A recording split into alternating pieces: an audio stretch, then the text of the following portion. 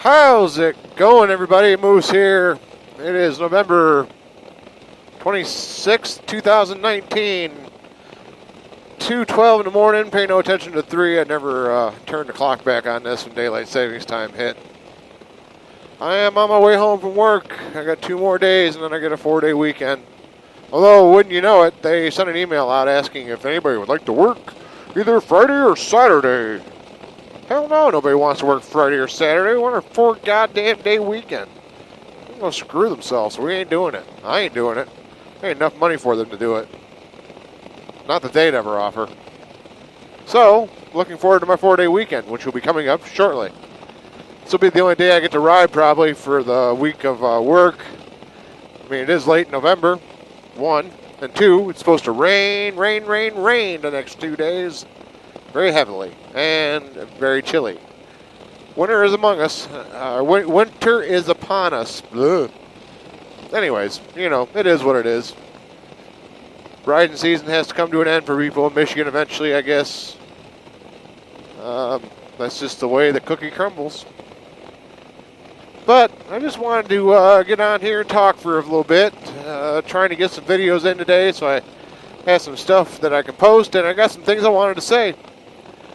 It has been almost 2 years that I've owned this bike. It'll be 2 years this coming May in 2020. So, I mean, what do you got? December, January, February, March, April, May. That's 6 months. So I've had the bike about a year and a half. Yeah, so I've owned this bike about a year and a half. And in that year and a half, I have put over 34,000 miles on it. Actually, it'll be clicking over to 34,100 miles here in 6 miles. And, I want to give my outlook and feedback on the motorcycle that I've put a fair amount of miles on, considering how many hours I work a day. And the riding season I have here in Michigan. The good, the bad, the ugly, so they say. Pardon the yawn. Do I regret buying this bike back in 2018? No, I don't. I don't regret getting rid of the trophy. I don't regret buying this. It's been a great motorcycle. For the most part, it's been an excellent bike. Except for the few little troubles I had with it on vacation. It's been an awesome motorcycle. It's done well. Hasn't had any mechanical issues. It's ran fine the whole time.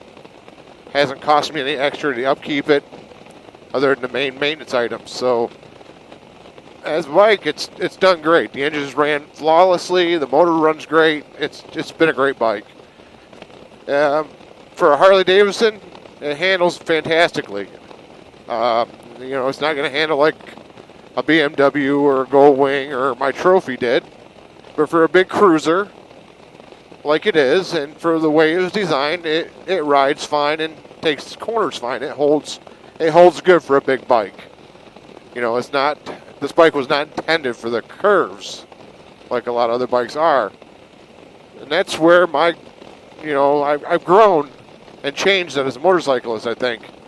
Although it pains me to think about not having this bike anymore because I really do enjoy riding it. It's very comfortable. It fits me well. I also know that it can't do everything I want it to do anymore. And I have to come to those terms. But as a motorcycle, I would definitely recommend buying one of these to someone who wanted a big touring motorcycle. I mean, it does a lot of things very well. It only does a few things not so well. For an all-around bike, it rides really nice. It does this job well. Now, I haven't ridden a Challenger yet, so I can't compare the two. But the Challenger's not a full dresser, so that puts it outside my wheelhouse.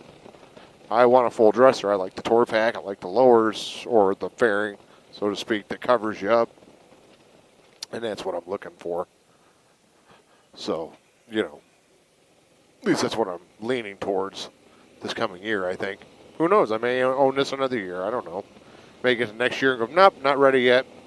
Bikes I rode didn't fit my fancy yet. I'm going to just wait and see what else they come up with. You never know. But yeah, I would definitely say if you're in the market for a big touring motorcycle, full dresser, definitely look at the Harley Davidson. Look at the Ultra Limited. Look at the Road Glide Ultra. Road Glide Limited and such. They're great bikes. I mean, you really can't go wrong. Just keep in mind that you're not going to be doing the twisties and things like that, like a Sport Tourer is going to do it, because it's not a Sport Tourer. It's a cruiser. So, there's that. I don't regret any of the money I poured into it, the seat and the backrest, the luggage bags, the lights. I think it's fun customizing your own motorcycle so it fits your personality a little more. That's one thing I really love about Harley-Davidson is all the accessories you can buy for it and how well you can change it up and make it different. And I find that very cool. It's something I'll miss if I go away from the Harley-Davidson line. The power, for a big bike, it's got decent power. It's not too bad. It's not up there as like a 6-cylinder is going to have, of course. But I wouldn't expect it to have the same power a 6-cylinder has. A lot more displacement, a lot more cylinders. The ability to run and get higher RPMs. So those things put aside. If anybody's out there looking for one of these, as I mentioned, do it. I'd say definitely look at it. It's worth your time. Don't discount the Indian because they're great looking bikes too. Personally, I like the way the Harley looks over the Indian. That's my personal preference. I don't like the big fender, and I don't like the fairing on them as much. Although I do like the way the Challenger looks. I think that's a pretty sharp looking bike.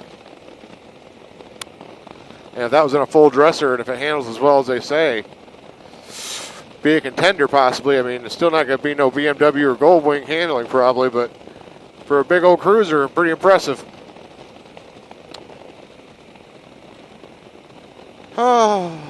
But that's about all I really got to say on that subject. Just wanted to say, my review of a 2018 Ultra Limited after owning it for a year and a half and putting almost 34,100 miles on it. I can definitely say it's been a decent bike. There ain't nothing wrong with this motorcycle.